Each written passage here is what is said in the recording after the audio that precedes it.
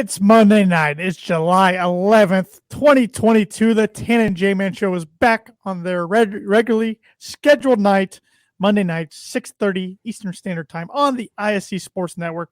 Also streaming on the ISC Sports Network Twitter page and the Tan and J-Man Show Facebook page. Also audio available on all podcast platforms. Hit that subscribe button. Hit that like button if you haven't already. Give us a 5-star rating on Apple Podcasts and Spotify. What's going on, J-Man? What up, dude? Another day, another week, paradise. Another dollar. The problem with doing the show on Wednesday and then doing it the next Monday is it gives us less chance for stuff to happen. I was thinking the same. So it's going to be an interesting one here tonight. We always get through it. If we can get through the 2020 pandemic, we can get through anybody. We've said that before. I keep forgetting about that, and I don't know how we did it, but I still don't. A lot of lists, a lot of things people got fatigued by, I'm sure, but we powered through, and that's why we're on episode 295, chipping away at 300. 295. I got some birdie bogey here for you. I got a bogey to give you. It's a baseball one. Oh, God. So there's two answers here, but if you get one of them right, I'll give you a birdie just for the heck of it. Yeah, so you have a chance. Clayton Kershaw has 12 seasons in his career with an ERA under 3, which is insane. Which if his ERA, if he finishes the year with his ERA under 3 this season, it will be the most seasons ever. So he is tied with two pitchers that have had 12 seasons with an ERA under 3, starting pitchers, I should say that, because been quite a few relievers that have done it. Who are those two pitchers that he is tied with for the most seasons with an ERA under 3? Well, I got to think they're two Hall of Famers. Two Hall of Famers. Should I give you a hint? Nah, don't do it. I feel like I'm already helping you out a little bit. Don't do it. That's enough. So I am not gonna. But Birdie Bogey is brought to you by Noble Gnome LLC for fresh, locally grown, nutrient-dense produce from Bryce and Katie Romine of Mentone, Indiana. Like them on Facebook, follow them on Instagram, and check out their website, noblegnomellc.com. Get your veggies. Get your veggies, indeed. The veggie season is definitely upon us. So get online, get yourself a membership, get yourself some veggies, go pick some up from their location, get yourself some merch. Just go check out their website and social media. That's pretty much what we're telling you. So get some nutrients in you. Social media has it all. Good and bad. It can be a powerful platform either way. It could definitely has potential to be great, but more people than not use it for bad intentions. It has made, I mean, people were huge sports fans before, but social media has taken sports to a whole new level. You have instant access to whatever you want. You have inside information. You can tweet at players or whatever at players, anything you want to say. Yeah. It has made people fearless online now. And you know what? I don't think it's the best thing that's ever happened to sports. But you know what? I am very happy with having this little device here, be able to see all sorts of news that I could possibly want. And you got negative tweets right at your fingertips to the Cubs. That's right. Unfortunately. Yeah. How did they, and this is honest because I did not look at score. How did it finish it up yesterday? They lost. I have to look up the final score here. So Cubs had a 5-0 lead, and then they had an 8-3 lead. And they found themselves still losing 9-8, and it was only the third inning. You just have to laugh at this point. They ended up losing 11-9, so they scored 1 run from the third inning on. Only gave up 2 though. So they're bad. That's all I can really say about them anymore. I have not, and I know you aren't going to believe this, but you're right. Truthfully say I have not watched more than 6 innings of a Cubs game since May. Apathy set in. Oh, it's set in a long time ago, and it is set in hard, like to the point where I have opportunities to watch him, and I just choose not to, which has never happened before. Never happened. Has never happened with Illinois basketball. Has never happened with the Dolphins. But for whatever reason, this Cubs team, I dislike them so much in the ownership group and front office so much that I just don't even tune in. And I'm going to a game on Saturday too. And I love going to Wrigley Field and all that, but I don't get excited to go to Cubs games anymore. I'm didn't spend a dime on tickets. I got free tickets. I don't want to spend a dime on food in the stadium. I don't want to give the Ricketts any of my money. They don't deserve any of our money. So that's where I'm at with them. But yeah, that's gonna be hard for you to do though. Not spend a single dollar inside. Nothing I can do. I can buy water outside. True. Eat before the game. True. Then eat after the game. Yeah, that's true. I could do it. Yeah. Probably won't, but I could do it. I could do it. It should do it on Twitter. A inning to update each inning. Still haven't bought anything. I could do that. Cubs down 7-0. Cubs down 14-0.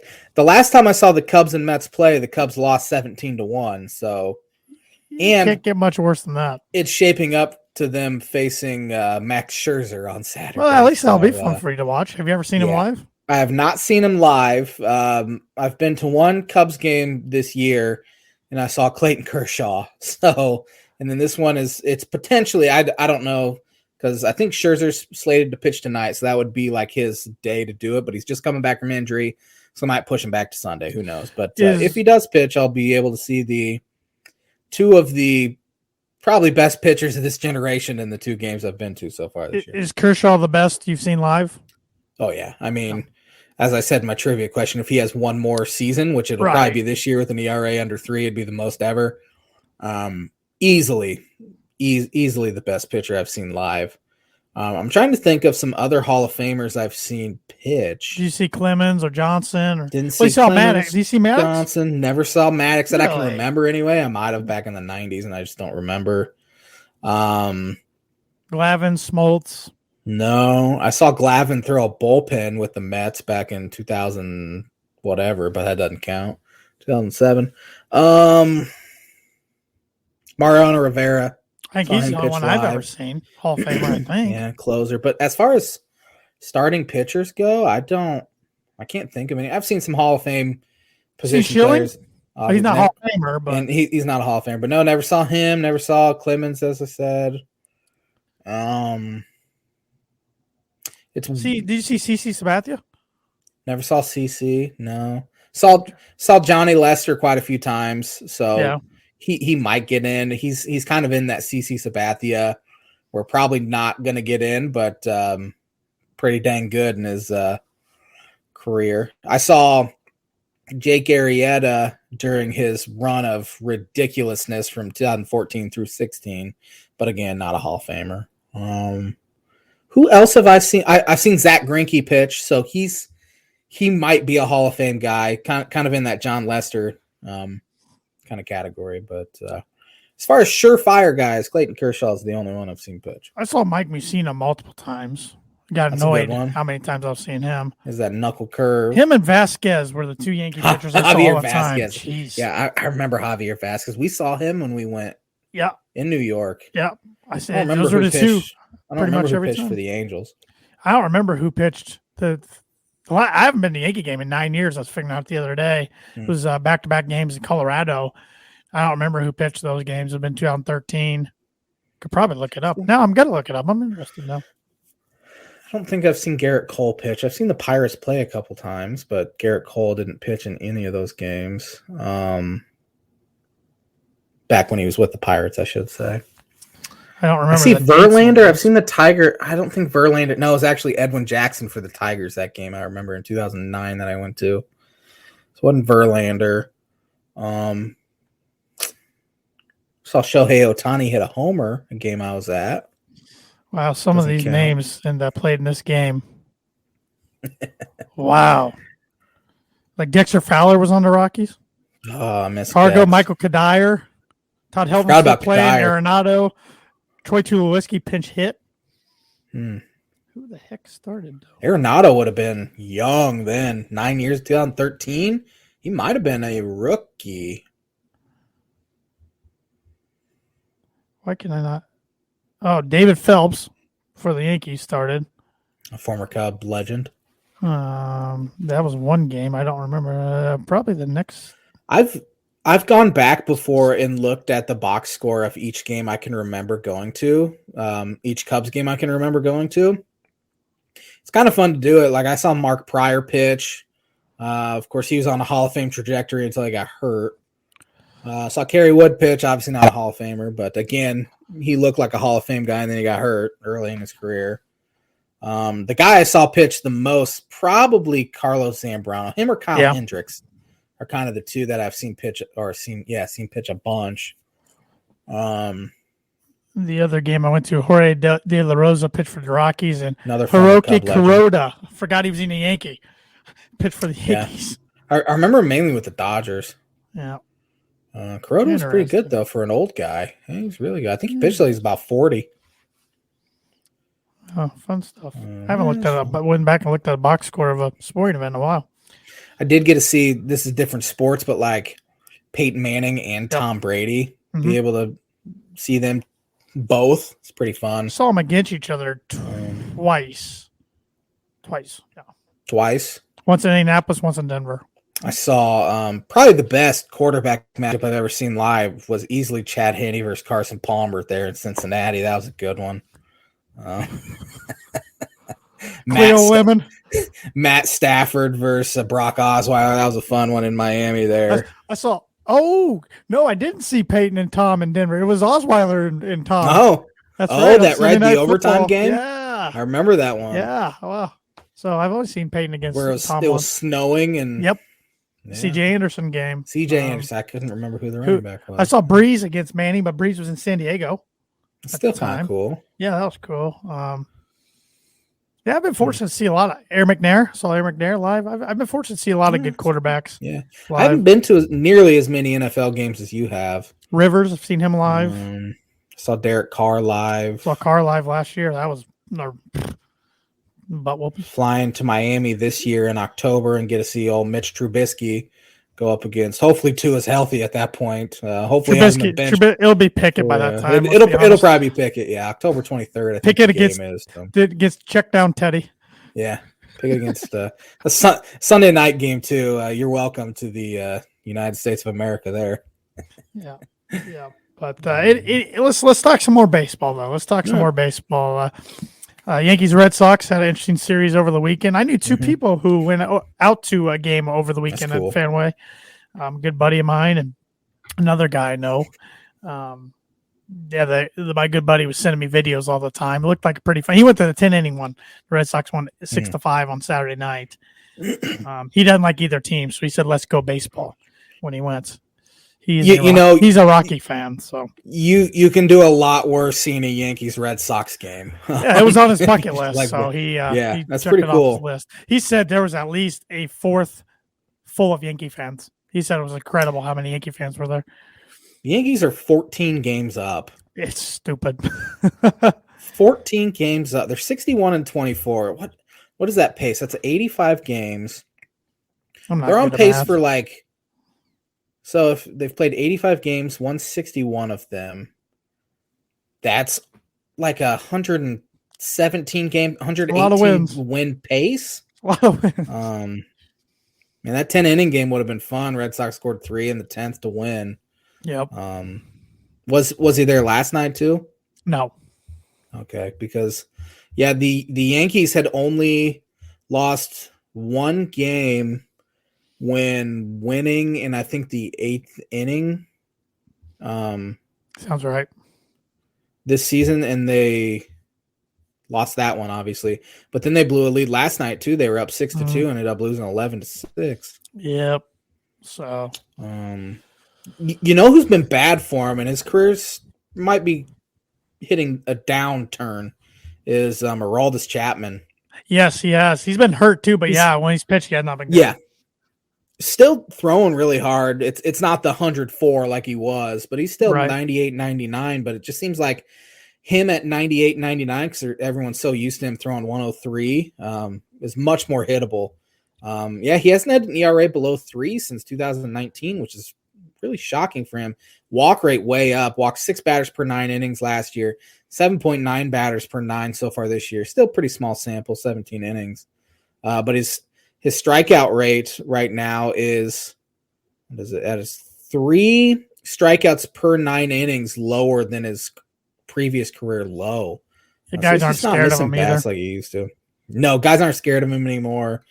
34 years old. He was the most feared closer in the game. I know, like Craig Kimbrell put up even better numbers, and what's his name, who's now with Atlanta, was in LA. Kenley Jansen put up insane numbers, but no one feared a closer, maybe ever, quite like they did Aroldis Chapman. And that even includes like Mariano Rivera and Trevor Hoffman, because I mean they weren't throwing 104 miles an hour. Eric Gagne, I think they were scared of him because he tapped into his roid rage and True. beat him and then beat the crap out of him. True.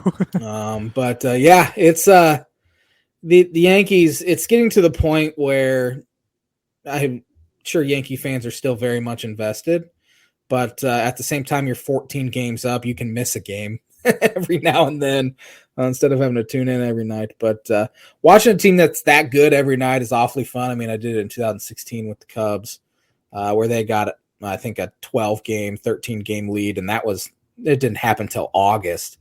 And that's a really good division, too. You look at that division, 4 teams are above 500, and the Baltimore Orioles are 43-44. Yeah. They have won 8 in a row. They are one of the hottest teams in baseball right now, and they're only 2 games out of that final wild card spot. Yeah, right now, loyal viewer of the show, Sean Schreiber, friend of the show, he sent this to my dad and I Saturday morning. If the MLB season ended today, the playoffs would look as follows: the buys in the AL, the Yankees with the 1 seed, Astros with the 2 seed. Wild card round to be 6 seed Toronto against 3 seeded Minnesota, and 5 seeded Boston against 4 seeded Tampa. Still get 3 teams from the AL East in the playoffs. Still in reasonable contention: Seattle, Cleveland, Chicago, Baltimore, Texas. Yeah, I think they technically get 1, 2.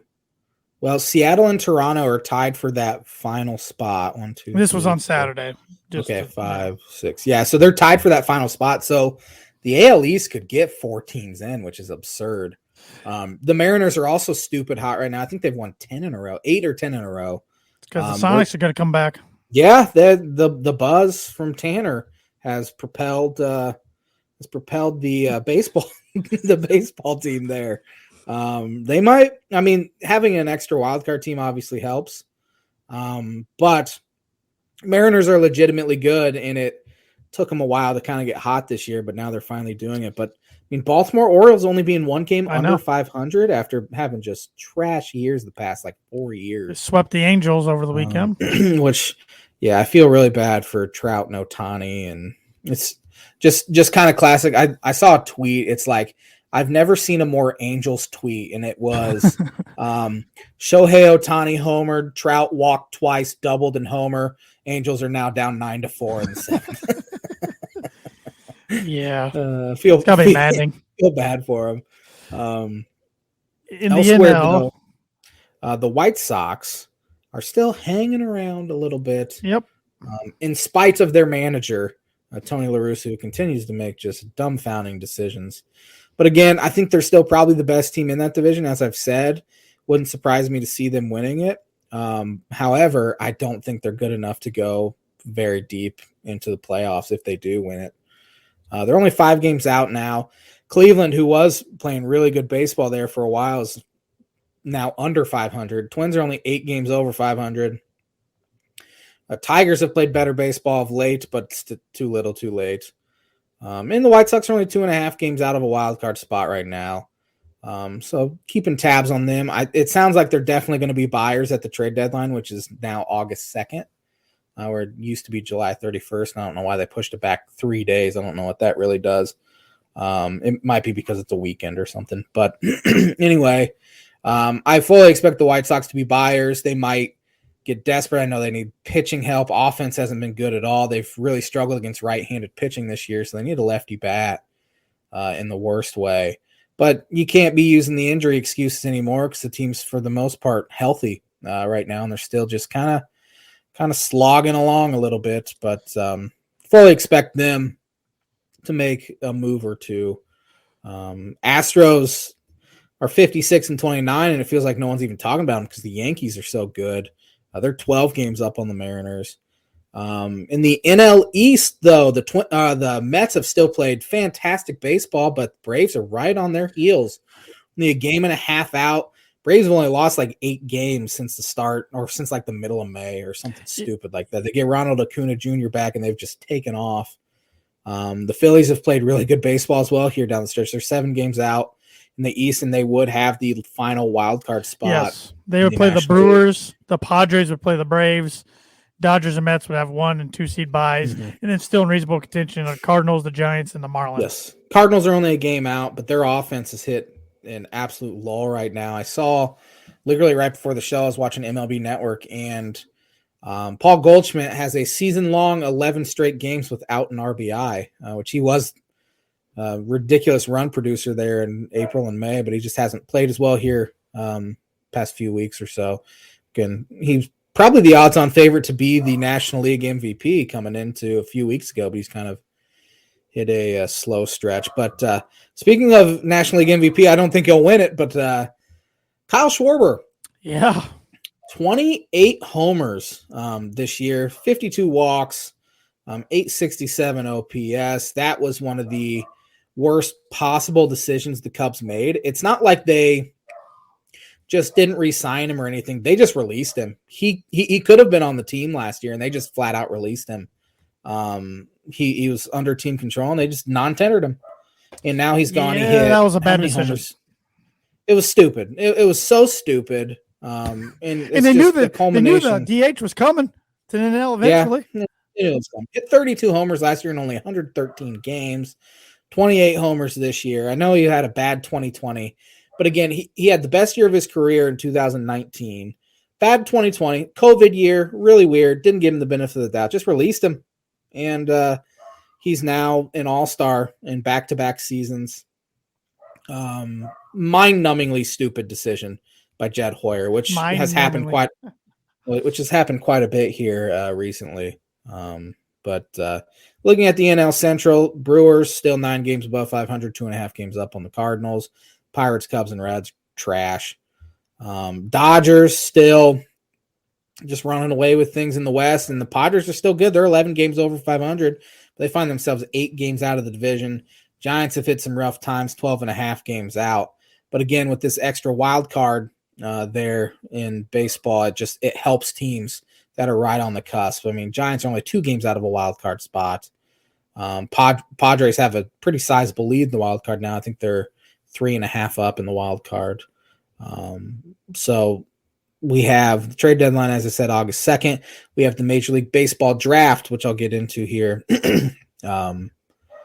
in a few minutes or so, is on Sunday. The first round, and it's probably second round, is on Sunday. And then rest of the rounds, which I think there's 20 rounds now. There used to be 50, or there used to be like 70, and then they cut it down to 50 for the longest time. And then I think in 2011 or 12, they cut it down to 40, and now it's down to 20. So guys' dreams are starting to get crushed because Rob Manfred wanted a shorter draft.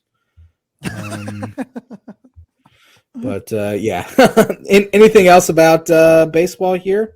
I don't think so. I do have a word association segment, but I can wait. I can do it now or wait till you talk about the draft. I can talk about the draft real quick. All right.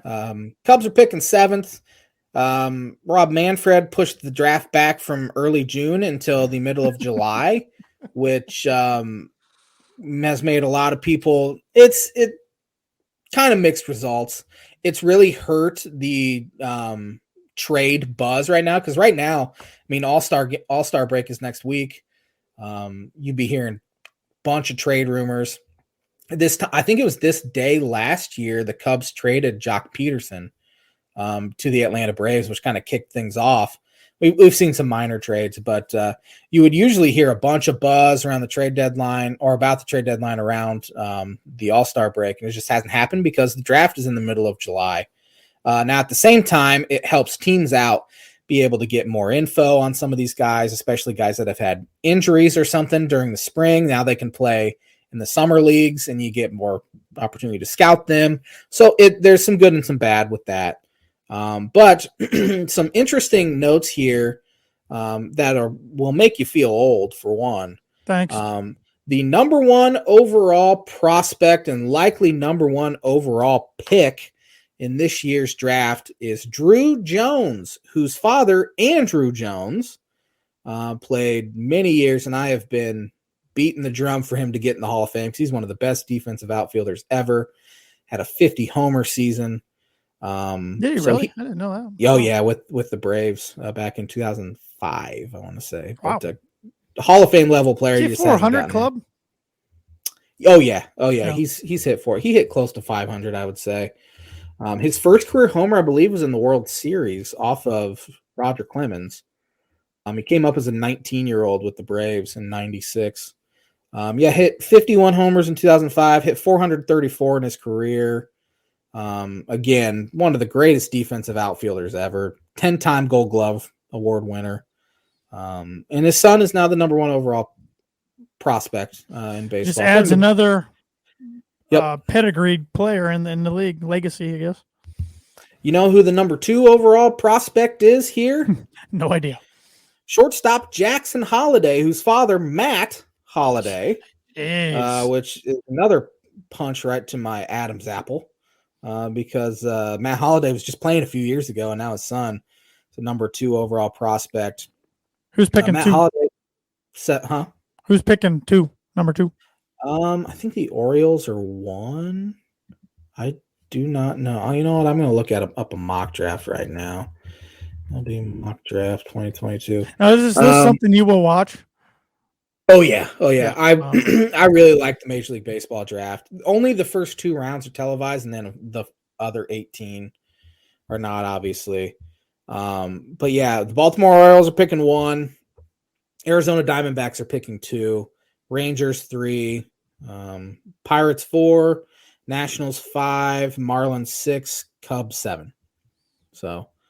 There's another bloodline guy here. That's Cam Collier, whose father, Lou Collier, played for a few years in Major League Baseball. I don't really remember him. It was in the 90s, early 2000s, but that's another one. But as far as the Cubs go, it sounds like they're going to be taking a bat here in the first round. There have been 0 mocks that I've seen and 0 buzz at all that they would take a pitcher, which pitchers are so they're going to take a pitcher.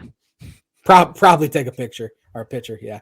But I mean, there's kind of 7 guys that have separated themselves from the crop, if you will, which is good because the Cubs picked 7, so it should be pretty set in stone who they take, and they're all position players as well.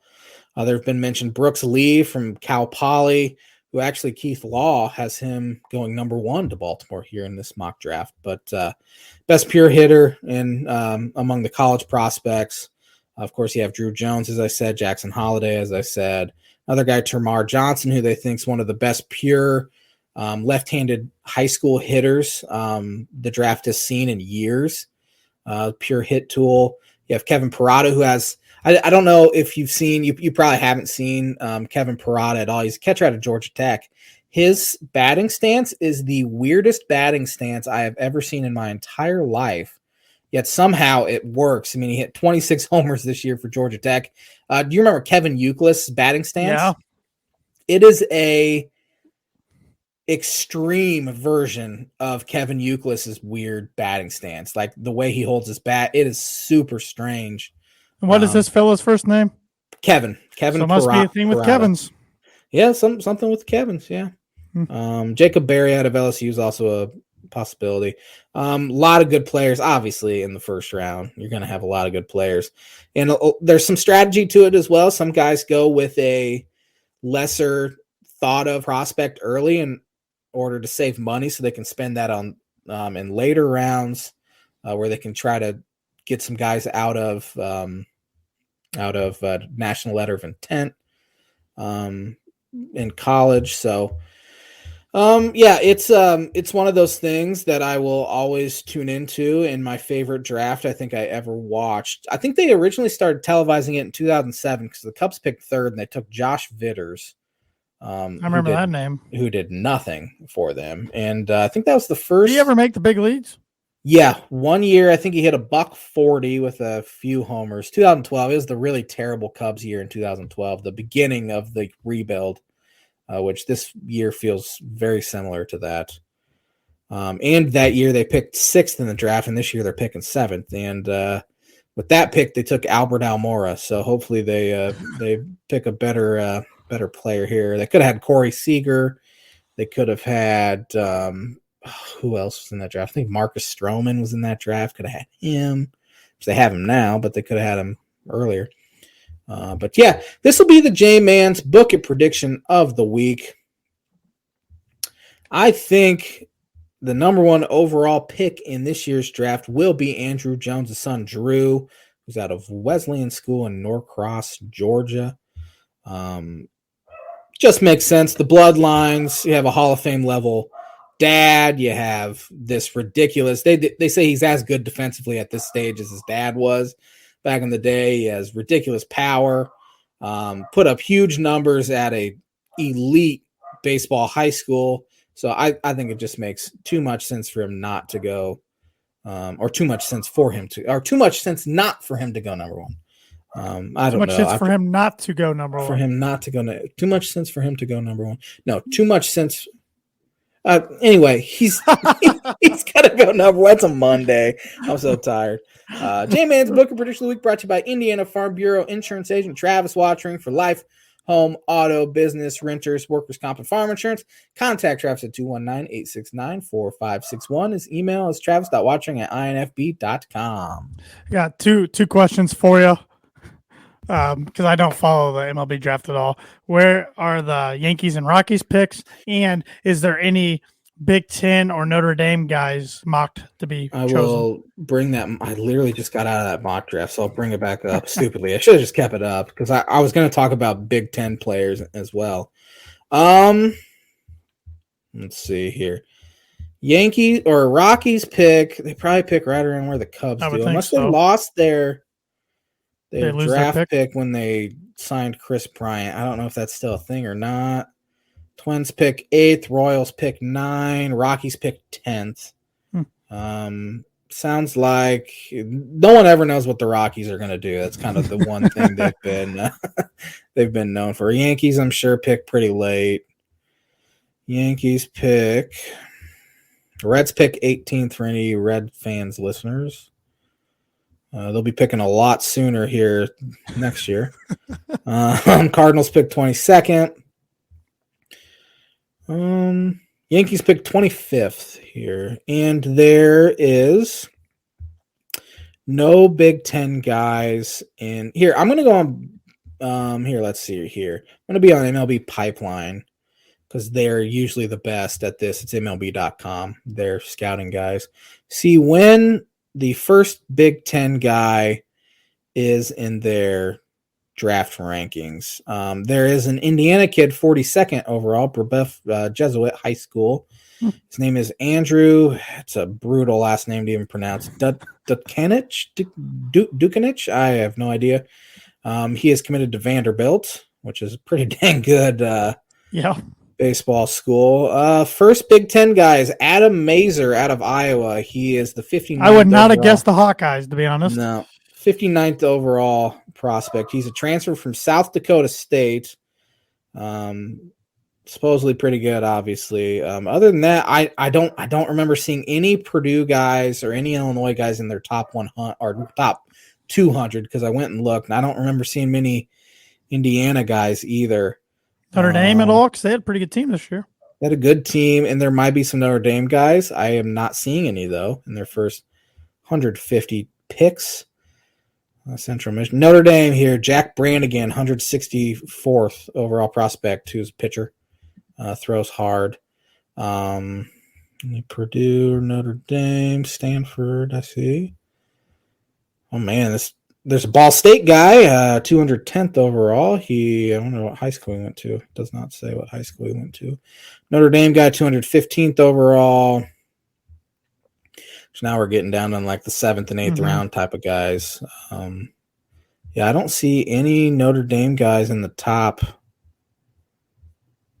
100 for sure. You know that Tennessee pitcher who throws like 105 miles an hour? Yeah. That's been all over. He's like a projected. Let's see, where is he? I just saw him on here. He's projected 112th.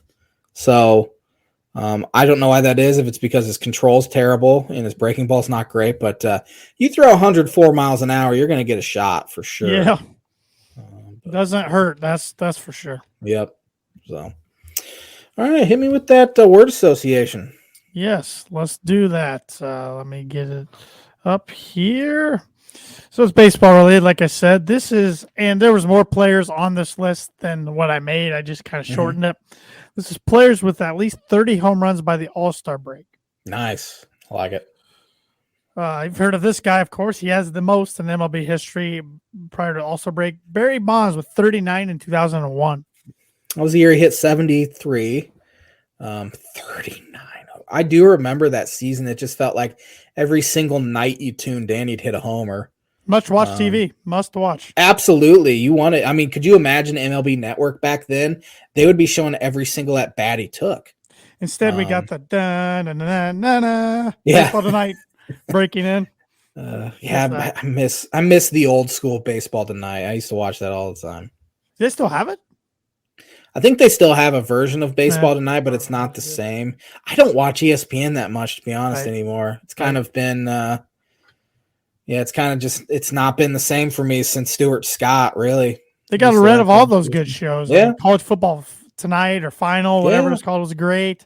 Game Day's still good, but. Yeah, I still watch Game Day. A lot of those good ones. And live sports, of course. Chris Crash Davis, 37 in 2013. Man, he got a huge contract and then stopped hitting. It was brutal. He had a stretch. I'm looking up his stats right now because he had a stretch back in 2019, I think, where he had like 60 straight at bats without a base hit or something like that. He went 6 I remember for we talked 52. about that on the podcast a couple years ago. Yes. Yeah. He went 6 for 52 in 2020 before he decided to hang it up. Hit a $179 in 2019, a $168 in 2018. He had a pretty good stretch there. Had 53 homers in 2013, 47 homers in 2015, and then he got paid a ton of money and just stopped hitting, which is rough. He made $187 million in his career. Not too shabby. Yeah, 295 career homers. Big Mac, Mark McGuire, 37 in 1998. Big Mac. Obviously, it's easy to say steroid guy, but sure. He and Sosa saved baseball for sure, which I'm sure is Sosa on that list. He was. I took him off our list because we've talked about him enough. We've had him on there, yeah. Reggie Jackson, 37 in 1969. 1969. That's pretty good. Yeah, he Mr. October. I think he still is the all-time leader in strikeouts. But he had some big ones, obviously, with the Yankees and the Oakland A's. Ton of power. Obviously, all these guys have a ton of power, but yeah.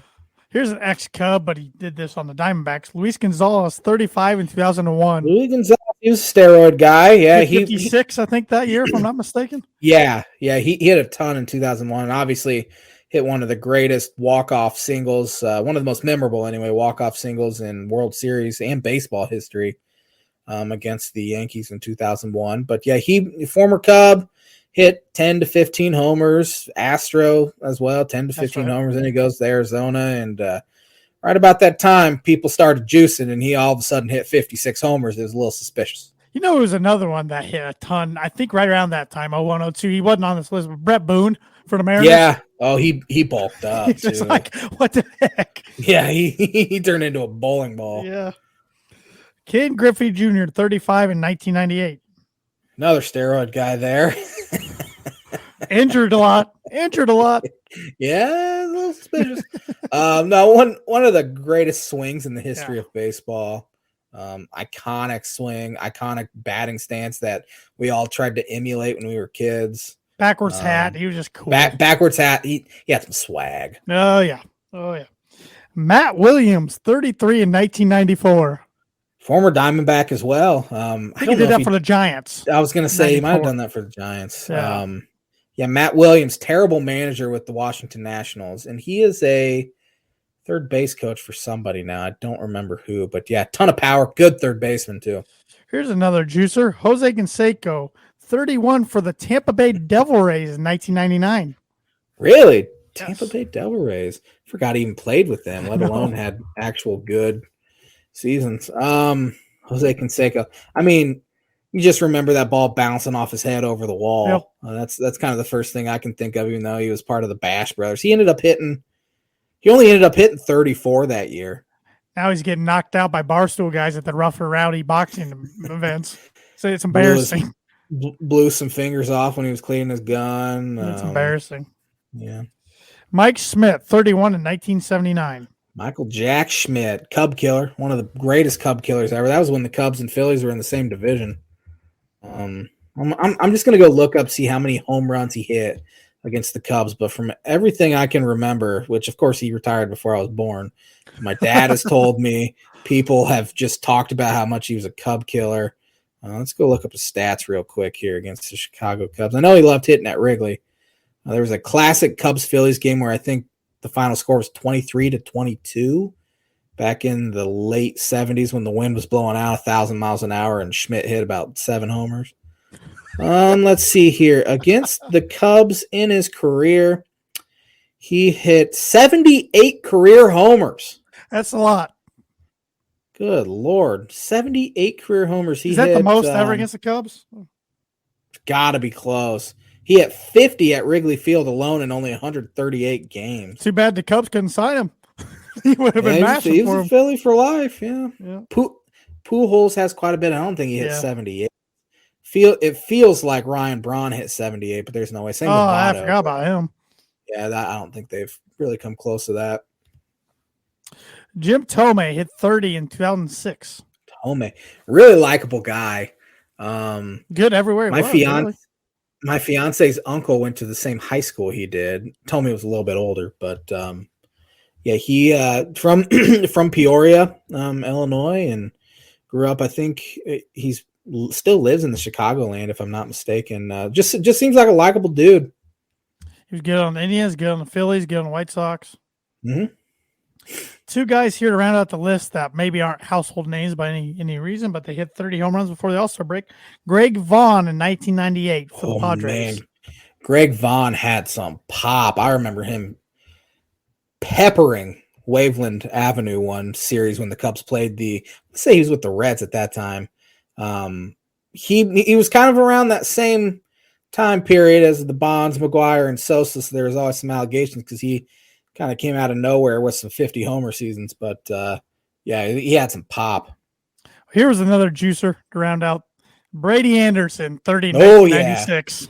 He went from like your old school leadoff guy to hitting 50 in a season. In the home run derby. And he just out of nowhere he did. I'm going to go look up his stats real quick too.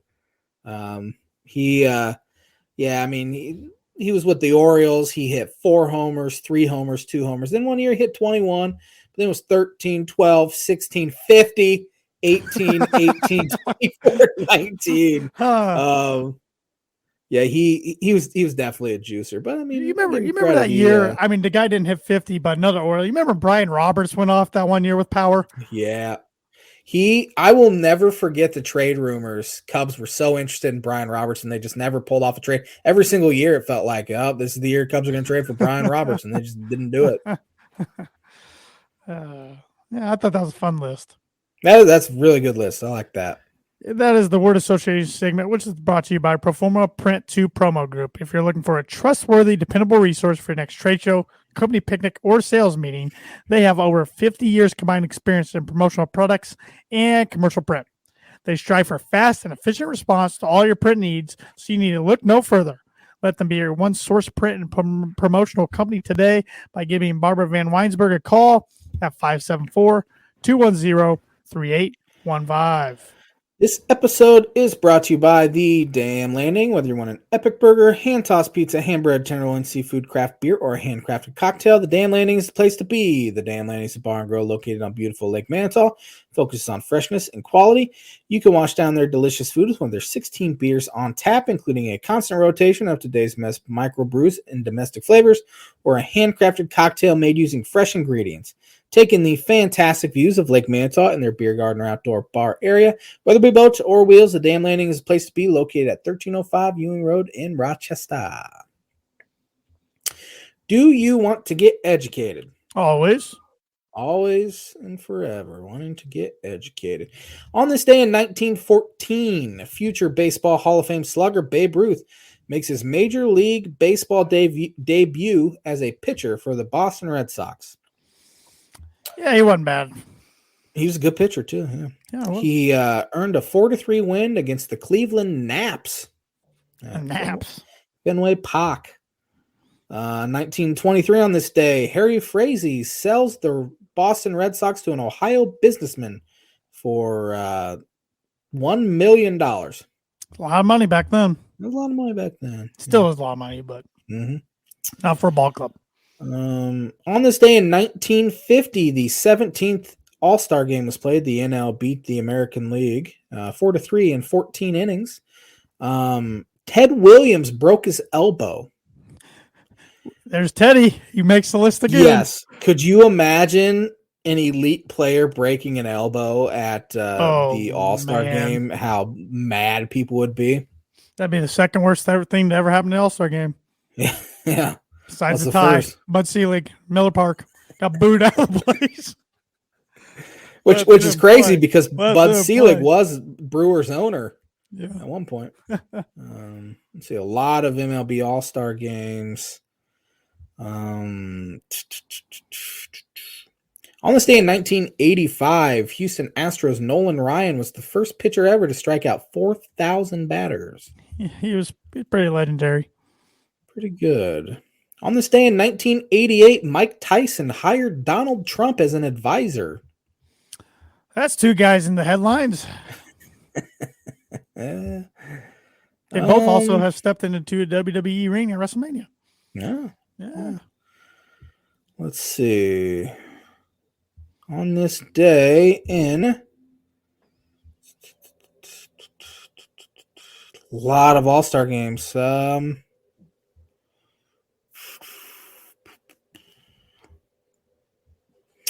This day in 2012, future Basketball Hall of Fame guard Steve Nash is traded by the Phoenix Suns to the LA Lakers. Forgot he played for the Lakers. Who on this day last year won the Wimbledon men's tennis? Was it Nadal? It was not. Djokovic? It was Djokovic, who... I knew I had a 1 in 3 chance. I think you can start calling him as good as Nadal and Federer. I agree. Last year, it was his 20th Grand Slam title, which is tied a record. Did he win yesterday? I don't know. I don't either.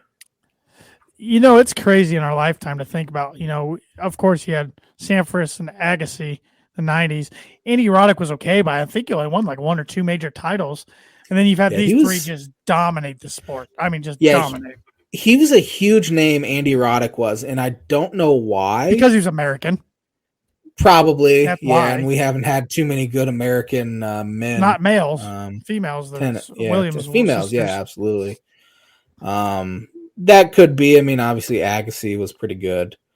He was American. And Sampras, like I said, but Sampras, not so much. Yeah, not really. I don't.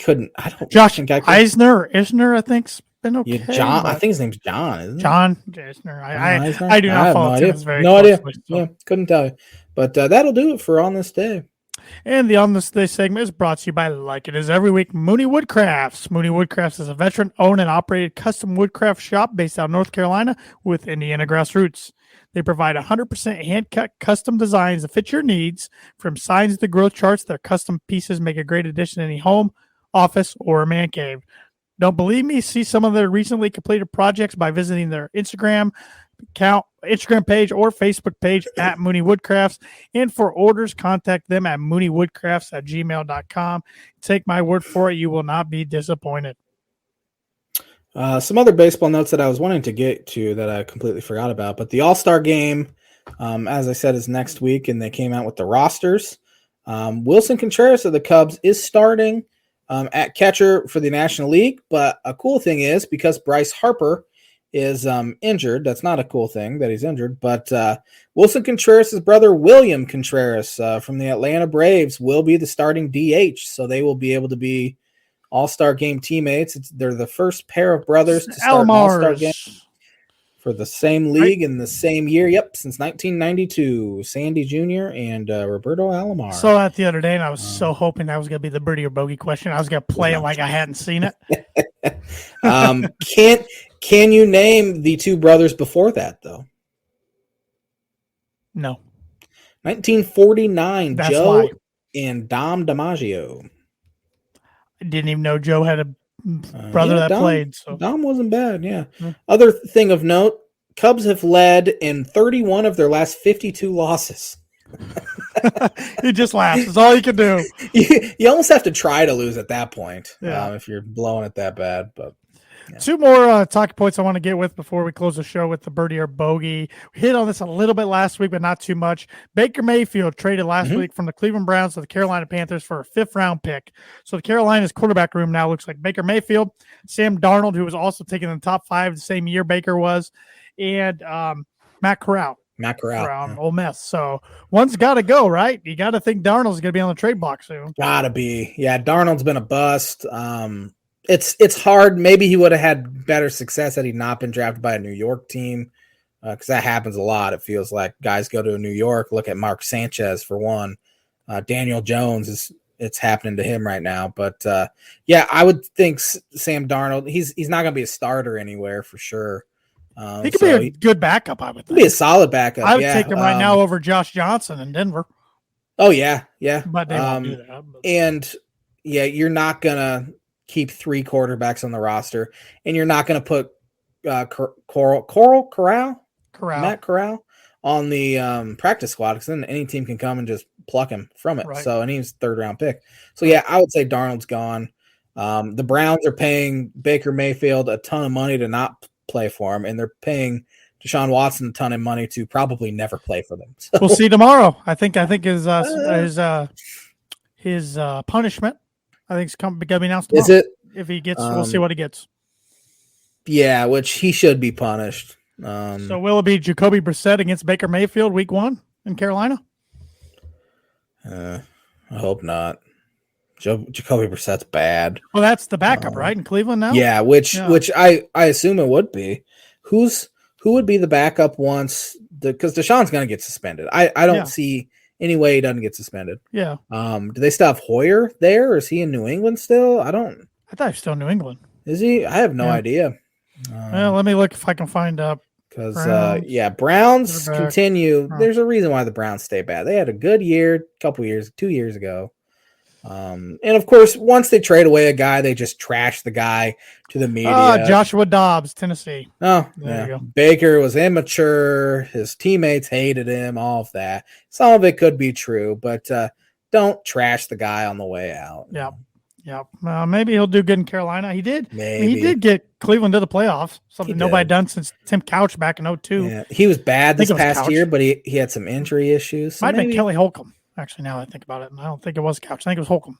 I don't remember. Yeah, I think it was Holcomb. But we'll see. It makes a matchup, at least in week 1, that was just a lookover game, kind of intriguing. Yeah, definitely. I would say it's pretty intriguing now, and maybe a change of scenery will do Baker some good. Did you see that list today about execs, coaches, and players vote the 2022 NFL top 10 quarterbacks list? Did not see that. Number 1, Aaron Rodgers.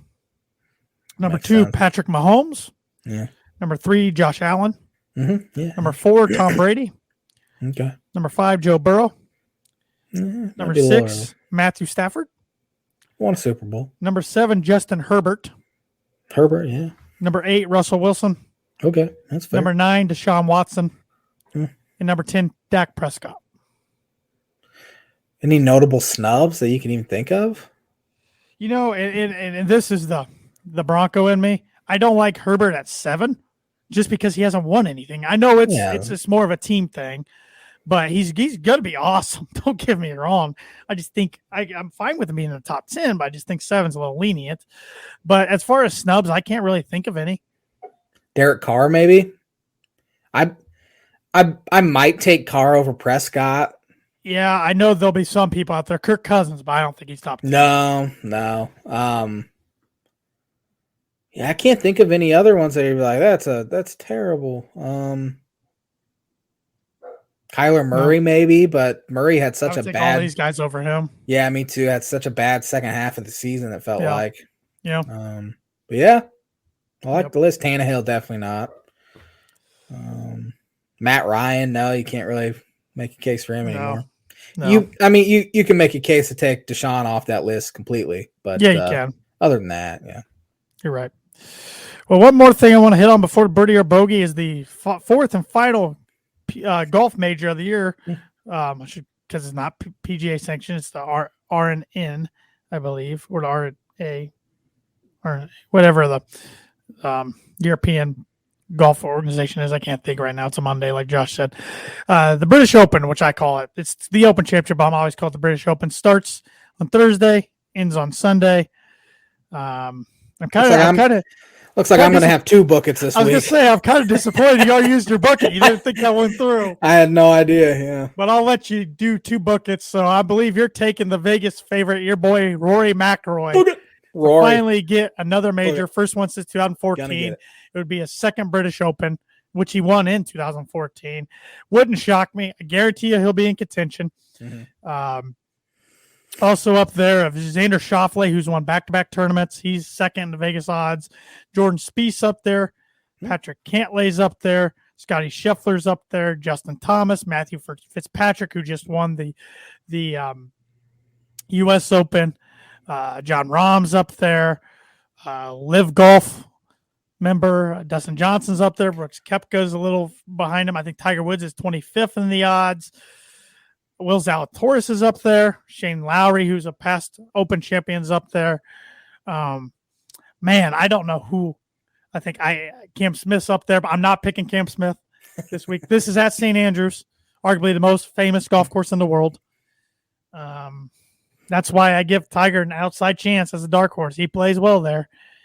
And the Open's an old man's championship. It's a championship, major championship that old people can win. It's who can survive the elements. Who am I going to take? Man, I kind of want to Live Golf Guy to win this just to see what happens. I really want to Live Golf Guy to win. I don't think they're going to, though. I'm not going to agree with you with Rory, even though I want to. I want to take Xander, but he's too hot right now. You know what? I'm going to take Zalatoris. He keeps knocking on the door. I think he finally busts it down this week. Will Zalatoris, 2022 British Open champion. I like it. My guy, Ricky Fowler, did not get the top 10 at the Scottish Open. He needed to get into the British Open.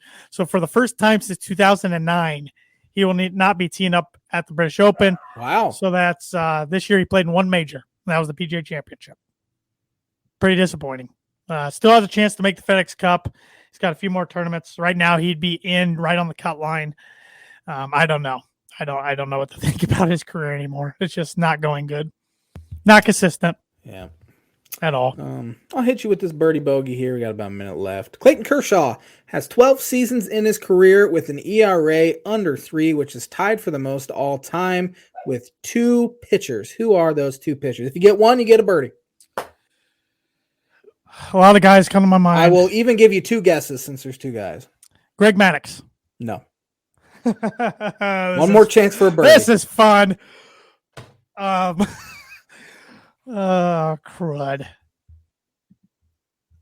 Roger Clemens. You got a birdie, man. Let's go. We're tied. You're pretty lenient with that. You were pretty lenient. I was, but it was a tough one because the other guy was Tom Seaver, and I don't think you would have picked Tom Seaver.